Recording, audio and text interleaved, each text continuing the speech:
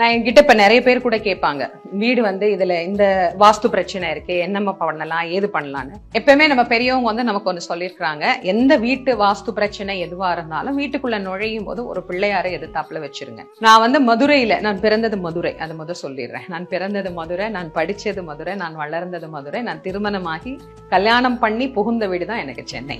அதனால நான் இங்க முதல்ல ஒரு வாடகை வீட்டுல தான் குடியிருந்தேன். ரொம்ப ரொம்ப சாதாரணமான, ரொம்ப எளிமையான ஒரு வீட்டுல தான் குடியிருந்தேன். அதற்கு பிறகு ரொம்ப படிப்படியா நானும் என்னுடைய கணவரும் கொஞ்சம் கொஞ்சமா முயற்சி செய்துதான் இடம் வாங்கினோம். அப்பா எங்களுக்கு எல்லாம் தயார் பண்ணி கொடுத்தாங்க, எப்படி பண்ணணும் எல்லாம்னு. நான் எங்க வீட்டுல இளமையில இருந்து வச்சிருந்த இந்த பிள்ளையார், இவரை கொண்டு இங்க மாட்டணும் அப்படின்னு முடிவு பண்ணி இவரை மாட்டியாச்சு.